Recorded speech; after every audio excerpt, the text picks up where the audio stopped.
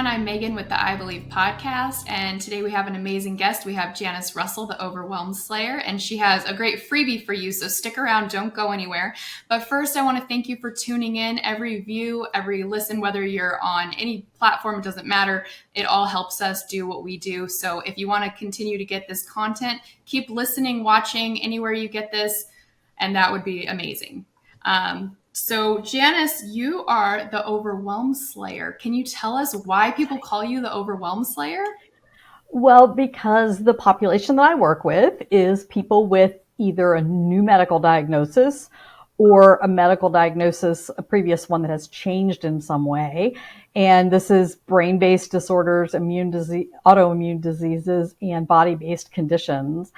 And what I have found is that oftentimes with such a diagnosis, you get into overwhelm if you weren't already before, just in regular life. But you get into overwhelm. And so part of what I do is help people to get out of overwhelm.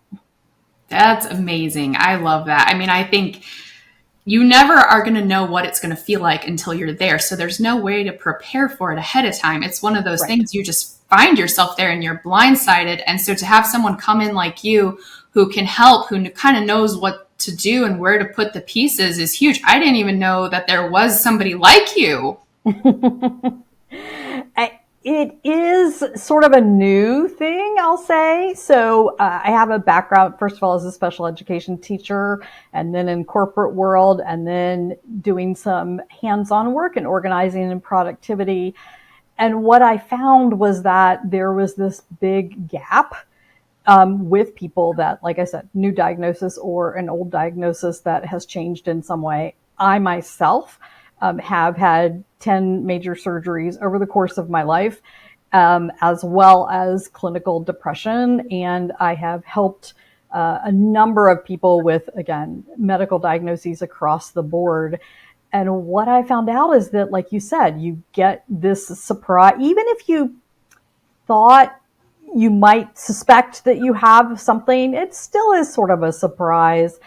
And daily life has to carry on in the midst of, what all is happening, which may include, lots of testing, doing your own research on things, looking at treatments and stuff like that. And that takes up time. It takes up mental energy. And so I come in now virtually through coaching and with accountability to help people learn how to manage that, crossing off their to-dos, managing their paperwork or digital documents, depending on how they do things, as well as optimizing their time. That's amazing. I think I need someone to optimize my time just normally. So especially when you're in that situation, that's very beneficial. Definitely. So what are some of the most common goals that your patients have? That's a really good question. So a lot of them have to do with crossing off to-dos. And that automatically means we're talking about how you use your time, since those things are sort of, linked together. So that's the first thing is we look at what, for people who have that as the goal, we look at what they're doing now to track their tasks, how that's working and or not working. And then I help look at things like, and this is going to sound strange, but what their values are, their personal values are.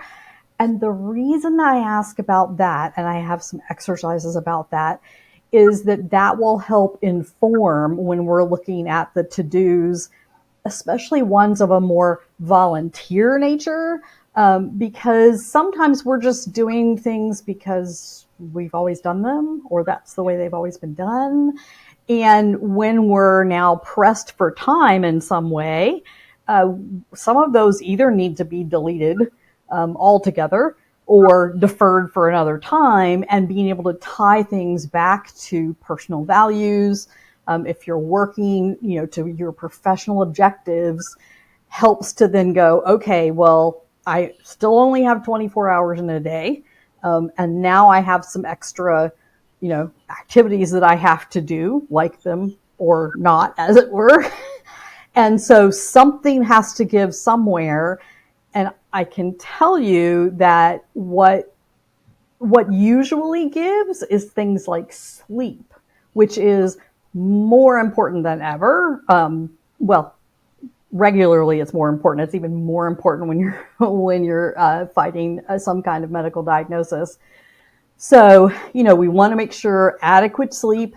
That for most adults does not mean 6 hours a night. It means 8, 7 maybe.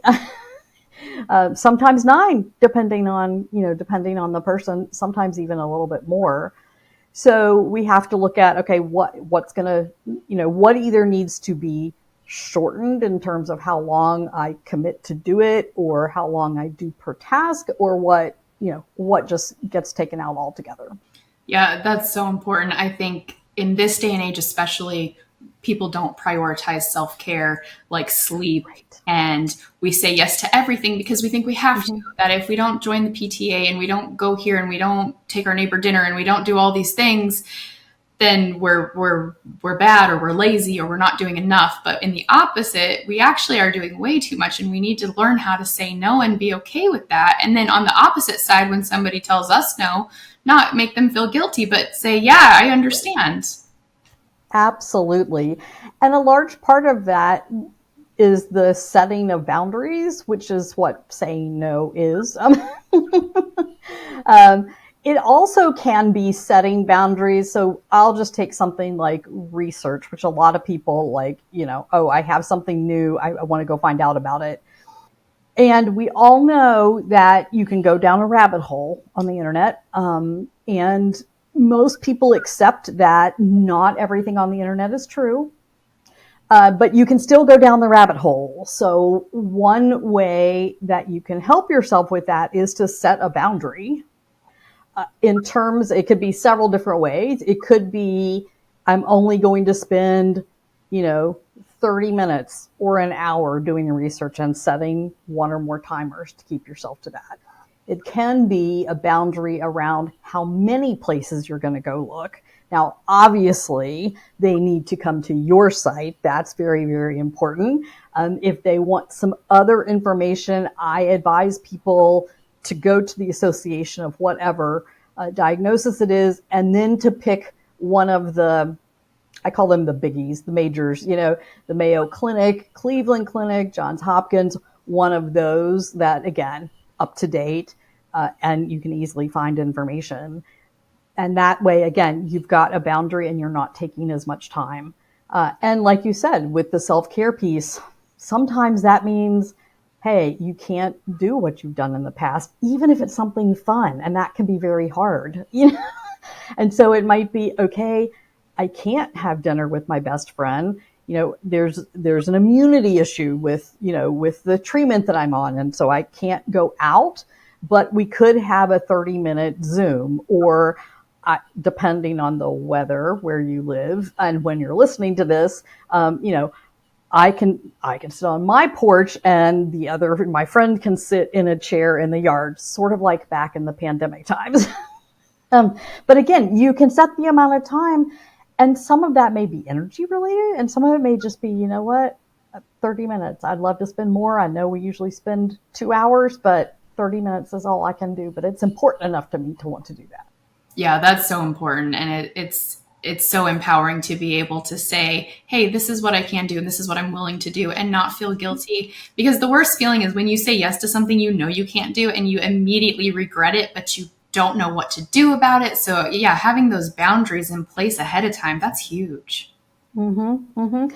And some of it can be using or making macro decisions. And so it can be, right now my energy is so low that I don't want to be around people because I don't want to have to explain things for the umpteenth time. There could be any number of reasons, but you could say, for the next 3 months, the most time I'm going to spend, even with a good friend, is an hour. And then that way, when you set that up in advance, which can't do for everything, but for some things you can set that up and say, this is it. And that way when someone calls, you already have the answer. And you can say, right now I can only spend an hour with anybody that I spend time with. So that's one way to do it. Another macro decision can be not to say yes to anything new, no matter how exciting it may sound. Again, though, you can say to someone, gosh, that sounds like a really great opportunity. Unfortunately, right now I can't. If it comes up again in 6 months, a year, whatever time frame you want to put out there, please reach out to me because I'd really love to do that. So you're not saying no, never. You're saying no right now. Okay, so what are some common questions people give you? Well, let's see. That's a really good question. What are some common questions? How to do things, whether it is how to do a specific task if they haven't done it before. Another big one is how to manage all the medical related paperwork. I know, exactly. And, that's a multi-pronged, big, huge thing that happens. And so you've got, depending obviously on insurance, which is its own thing, you've got information from the medical people, which again could be one or it could be 3 or 5. And some of them are going to send it to you via email. Some it's going to be on a portal somewhere, and some may give you a handout. And the same with when you do your own research on things, depending on what you feel comfortable with. You may have things that you print out. You may save certain websites. You may clip some articles and save them as articles on your computer. So you've got that piece. And then when it comes to the insurance piece, some people need to get referrals. So you have to track that. And sometimes with the referrals, you have to reach out to them. Sometimes they have to reach out to you, which means you've got to track where you are in that cycle. As well as, the explanation of benefits to make sure that you're only getting charged what you should be and not getting overcharged. And then, they're obviously paying the insurance bills, paying whatever else you owe to the doctors after insurance has covered. And, depending on where you are in deductible land, how much that is. So, and which also means, of course, you've got bills to pay attention to as well. So, one of the big things is how do we manage all that? And, I'd love to say, here are the 5 steps, go. Unfortunately, not the way it works.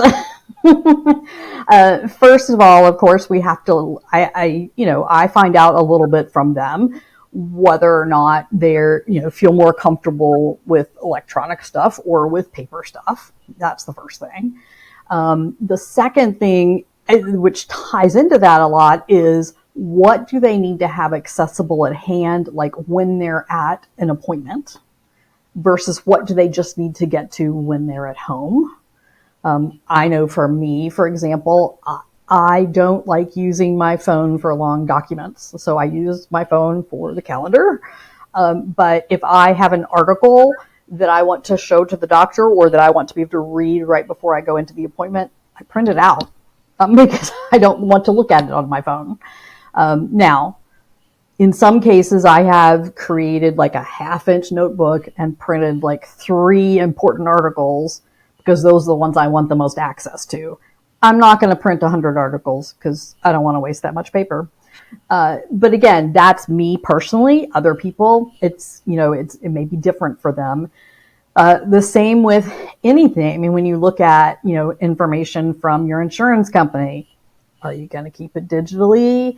Are you going to keep it in paper? If it's digital, do you have a good way to file it? Because, again, lots of ways to do that. Can just be on a hard drive, can be up in the cloud somewhere. How you name the document is a really important piece, because obviously you want to know a little bit about, sort of who the document is from, what it's in regard to. You probably even want to know the date because, if you have several different documents from that same person, you want to know which one is the most recent and which one's the older one. So we look at things like, how do you name the files? Which, when I say it, most people are thinking that I'm only talking about paper files, and that also is very important for people to keep the paper files.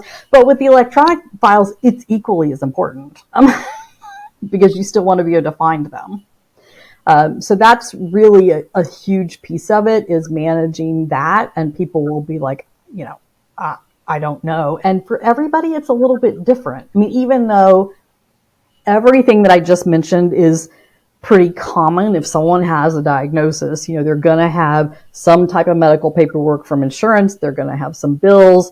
Sometimes, of course, we all know that that can differ. So who the bill is coming from may not be actually who you saw, because they've got a different company name or whatever, so you've got to navigate all that, as well as, again, your own research, maybe information from friends who have been through it. So that stuff is all common, but how the individual person navigates that and puts that together is very different. So that's part of me finding out how their brain works. Again, since I work with adults, what they have found that works in the past, what they know for sure doesn't work in the past, because we don't want to have to reinvent the wheel. I mean, that's silly. Let's use the lessons from the past and then make some new decisions going forward to make it better. Definitely. That's so smart. And those are those little things that you just don't think of. And then all of a sudden you look at your computer and you have all these files and you don't know how to sift through them. But if you can start from day one with somebody saying, hey, name them like this, or, however it works for you. And so you start with that system, you've just saved them hours and hours of frustration and headaches. Absolutely. Absolutely. So how do you help your clients optimize their time? Well, one of the first things that I do is find out a little bit about how they see time, because there's sort of the universal time of their 24 hours in the day and 365 days in a year and that kind of stuff, which we can't do anything about. And then there's sort of and by the way, part of that universal time is things like, there's a past, a present, a future. Again, just sort of some of the general things. But then there's someone's time mindset.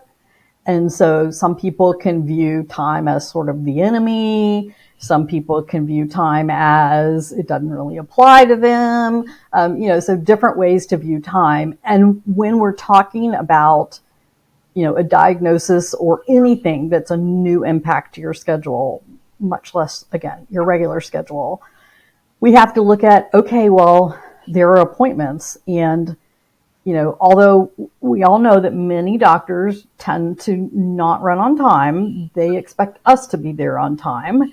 And it can really throw off our schedule if, we get there late and they, are ready or past ready even. So I like to look at several different things. Number one is when you're going somewhere, anywhere. Can be an appointment, can be dinner out, can be to Target, wherever you're going. When you're planning, you need to make sure you plan the amount of driving time. So, if you suspect that your doctor's appointment is going to be 30 minutes, but you're also planning in your calendar, you can't just plan a 30-minute appointment. You need to plan, okay, how long is it going to take me to drive there on each end, depending on what you're doing before and after.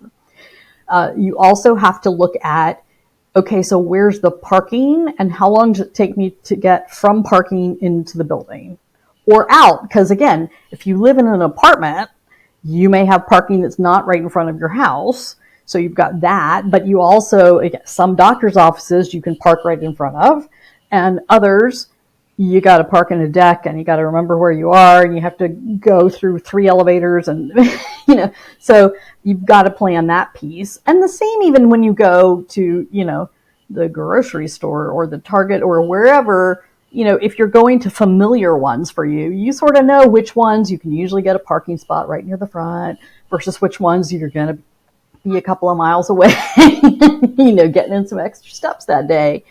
So that's a really big piece of optimizing time is putting in that white space Another piece to optimizing time is, and I know people really don't like to do this, but doing some estimating, like when you're working on a task, estimating how long it might take.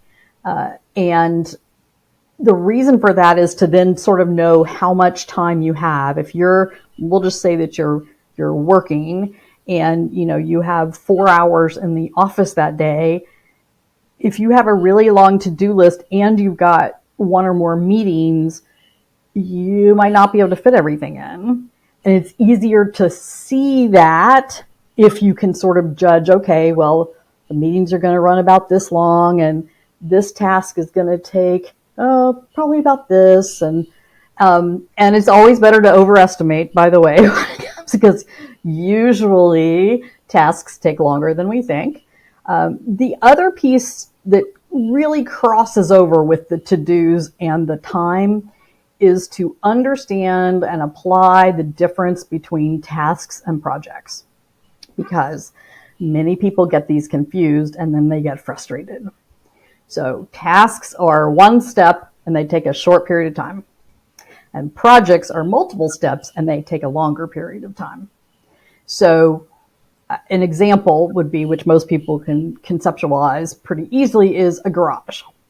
If I have someone tell me that they are going to organize their garage this weekend, I am going to, well, first of all, I'm going to ask and make sure, but if it's fairly cluttered, I'm going to say that's probably not going to happen. Because there's a lot to organizing a garage. And so that is a project, and it probably is going to take multiple times and even multiple weekends. But a task might be, okay, I'm going to gather the supplies that I need for items that are going to be thrown away versus items that are going to be recycled versus items that are going to be donated. That's a task. I can gather those supplies, I can have them. A task might be, you know what? I'm going to go through this one shelf right here. That's a task, which means that depending on how many shelves you have, you've got a number of tasks. So again, that really helps, because on a list, if you've got organize the garage and go through all my explanations of benefits and research the 5 different treatment types that I have the option for, that's that. If we're trying to do those within a day or even 3 days, probably not going to happen. Whereas, and so then you get discouraged because you have a list and there are no check marks on it. We don't feel like we're getting anything done. Whereas if you have individual tasks, like the ones I said for the garage, or like the EOBs, it could be, okay, if you haven't been keeping up with them, which can be hard if you have a lot of them coming in all at once. As someone who has had surgeries and had physical therapy, I know how frequently those can come in. And if you're backlogged, it could be, you know what, I'm just going to work on the explanation of benefits for this week or these 2 weeks, or some boundary, some time, some time frame to it, because then it's like, okay, I can get that done. And then for the next one, I'll choose the next time slot. So that's another really big piece to it as well. Yeah, that's so true. I mean, I have done that a million times. Thought, I'll get all this stuff done this weekend. And then I get one of them done, if even. Mm-hmm. And also schedule time to relax and take care of yourself. Like we talked about, the self-care. Don't overschedule your whole weekend or weekday, whatever day it is, where you've got all these projects, and, put an hour in there to go just rest. Well, and that's a really big piece, is the energy management piece, which, when you have a medical diagnosis, it may or may not tax you physically. More than likely it will, even if it's one that, whether it's cancer or any other diagnosis, you're just going to need some time to be down because you're not involved in doctor's appointments and everything else. So that you're going to need that. But they can also impact your actual energy level. And so it's like, you can't keep pushing through.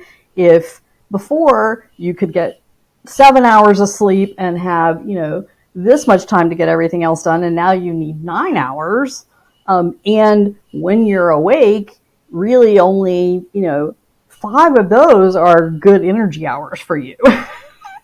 So that, that's another piece to play with.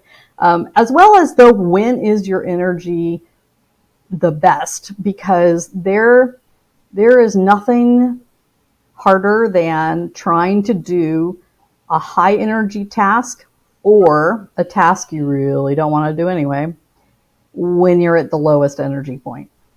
That is a recipe for procrastination and discouragement and frustration and throwing things. Absolutely. So again, some of this is like regular life stuff. And then you have to introduce in the other piece of the medical diagnosis. But, I know for myself, it's like I'm a morning person. So if I put off until the afternoon something I already don't want to do, it's not going to happen. So, I know that it needs to happen in the morning. And the same is true, even if it's something that you want to do, if it's a higher task, uses more brain power or whatever, you need to do it at your highest energy level. That's very true. And, you change through the years. Yes, when I had my kids, I was in my 20s and I could stay up all night with them and then I could function fine during the day. And now they're teenagers, they do their own thing. And by afternoon, I'm toast and I don't want to do anything. Mm-hmm. So again, I'm not a morning person. But again, if it doesn't happen in the morning, I'm not going to probably get to it. Right. And really accounting for, awareness is a really big piece. So, taking that example or any example, most adults change over time. For a variety of reasons in terms of how their body does and doesn't process the world. And so things change, and it is sort of a rude awakening when you realize that, oh yeah, in my 20s or even 30s, I was able to do this, and now not quite so much. And so I need to replan so that I can get the things done that I want to get done and need. There's that whole things I need to get done as an adult, and then the things that I want to get done because they're fun. And so balancing that out against whatever changes have impacted you. Yeah, absolutely. And it's hard to do. So I'm glad that we have you to come in and help us figure this out. Well, I really enjoy it, and it really helps that that I have lived through it, as well as that I have worked with hundreds of clients who have some kind of a medical diagnosis, because then I have experience, personal and professional, that I can draw on. Yeah, because no matter what they're going through or what their personality type is, you've probably seen something very close, very similar, where you can say, I know what might work for you. Yeah. And I'll always also ask questions. And that's a really big piece, because I'm a coach and a consultant. And as a coach, part of what I do is help people become more aware of how they interact in their environment, and what will work for them. And then where they're feeling that gap of, okay, I'm not sure. I've had people, I'll ask a question, do you prefer this or this? And they're like, I really don't know. And then we talk about, things like decision making and how we can figure it out, because those are skills that can help just as well as, how to name your digital file. Yeah, exactly. And, trial and error a little bit too. I'm sure they probably tried. Absolutely. Yeah, think, that didn't work as well as I thought. Or sometimes you surprise yourself. You really like something and you didn't think you would. Absolutely. Experimenting, that's what I think of it as, is that sometimes we're experimenting, and the main piece to that is, giving it a good amount of time so that we aren't cutting it off at the knees, without going so long that it's like, okay, well, this hasn't worked for the past 3 months. Okay, well, if it hadn't worked for the past 3 months, it probably wasn't working after a month. So let's shift gears a little bit and figure out what might work a little bit better. Definitely. So if somebody wants to work with you, how do they contact you? So I can be found at janicerussell.com, and I will spell that out because there are different ways to spell both my first name and my last name. So, too. Okay. So, and it'll be in the show notes. So, JANICE, and then RUSSELL, and that's .com. You will also find me on Facebook and YouTube and Instagram. Had to think about that a minute, and LinkedIn actually. So you can find me in all those places. And I do have a newsletter that goes out, and a blog and all sorts of other things. But the website's probably the easiest because that'll also give you a way to contact me via email and phone number. Fantastic. Now tell us about the freebie. So it is a downloadable PDF, so people can choose if they want to save it to their digital device or if they want to print it out. It is called the Top 10 Ways to Manage Your Schedule When It's Disrupted by a Diagnosis. So pretty applicable to people who have a diagnosis.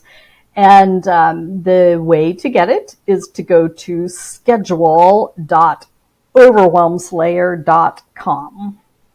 So it's the top 10 ways. So as you can imagine, that means there are 10 different things that you can do. Not all at once, though. I tell people you don't want to do these all at once. You may just do one or two little things. And hey, you may already be doing some of those 10 ways. So, then you would have fewer to do. And some of it's a few of the things we've mentioned, and some of it's, other stuff. And I've included some illustrations too in there for people that, sort of want a little bit more context. And schedule.overwhelmslayer.com will take you to that place. Awesome. Well, thank you so much for giving a freebie to our listeners. That is just amazing. We can't thank you enough for coming on and giving us your time and your expertise. And I hope that a lot of people will be able to find you and work with you because I know what you're giving is very valuable. Well, thank you so much. It has been my pleasure as well because I love what I do, so I love helping people. Amazing.